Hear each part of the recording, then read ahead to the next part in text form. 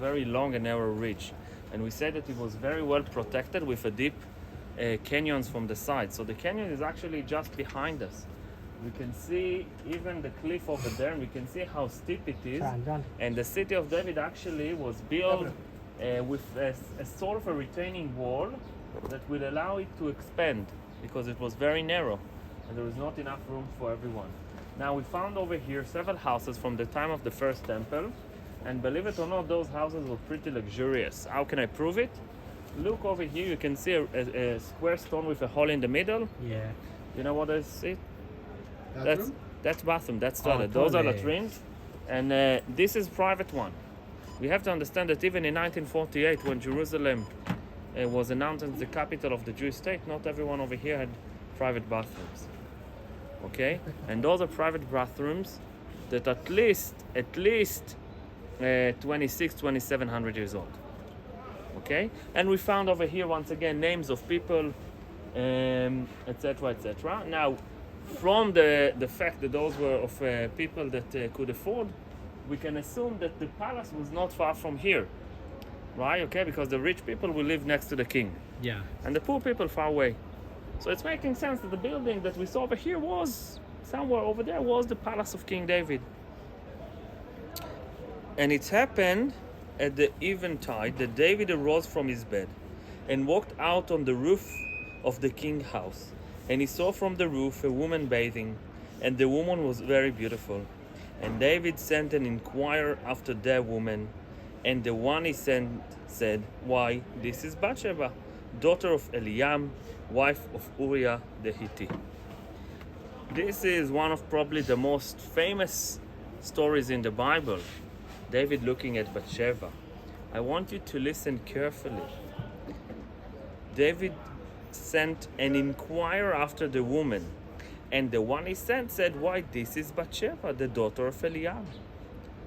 Look, Eliam was one of King David's advisor, and we understand that David at the moment is confused. The servant told him, "How can't you know? You know. You know her. This is why this is the daughter of Eliam. You must know her." But David, at this point of his life, is a little bit in a different place. Okay? And his mind is not always with him. And as we can read later, they will have to bring a woman that will make him warm. And many doctors believe that there is something in his brain, maybe a tumor, that can cause, first of all, confusion. And the second thing that it can cause is for people to feel that it's very cold out there. Okay? So we understand what is David's condition. Now I want you to imagine, if you should know her, Eliam was one of advisor, it's making sense that her house was very close to David's house. So we can imagine, so he can watch because it's up over there. He can basically see everywhere. But if it's the daughter of one of his advisors, it makes sense that the advisor would not be too far. So David is sent for her, and she will answer him because he is the king. And what happened next? She found out she's pregnant. And she telling David, what's the problem? Her husband is at the front, there is a war.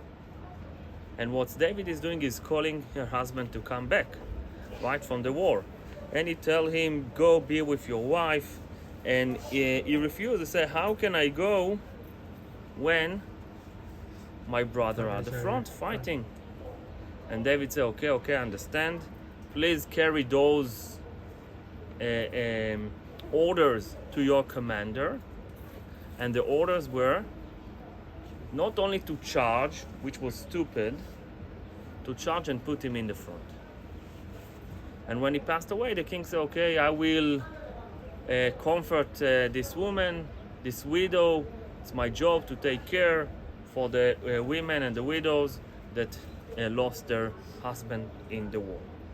Now we know of the famous response of the prophets, right? What's the prophet was saying?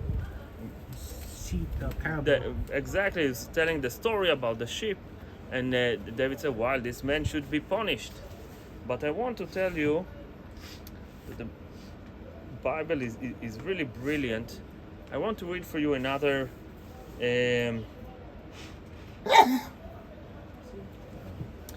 another story, and this is the story of what happened with King David's son. King David had a son. He was actually a prince, not only from his father's side but also from his mother's side. He was the grandson of a king that lived on the other side of the Jordan River, and his son demanded a vendetta against one of his other sons. Okay, Absalom demanded a vendetta against his half brother that forced his sister. He demanded in her name, and when David refused, Absalom decided to rebel and to go on a revolt. And how would he do it? What would be the ultimate act of revolt by King David's son? Taking wife. Exactly. And Absalom said to Ahithophel, "Give me the counsel, what shall we do?" And Ahithophel said to Absalom, "Come to bed with your father's concubines, whom he left to watch over the house." And they pitched a tent for Absalom on the roof, and he came to bed with his father's concubine before the eyes of all of Israel. In a way, David's sin was answered in the same way. Okay, if you want, I think it's amazing circle that closed over there, and I think this is the reason that the story of the city of David really make people think about this place, imagine this place, set their mind to find the palace and the treasures, to see the place where all those events took place in. And indeed, we are not archaeologists, but when someone that study archaeology arrive over here, they're all super excited. We are going to be excited about something else, where we're going to find another a biblical story, but underground. So we're going to be in the shade, and it's going to be much nicer and cooler over there. So we start to move through the direction of the water system, not the wet Hezekiah Tunnel yet. City of David had 3 water systems. Let's go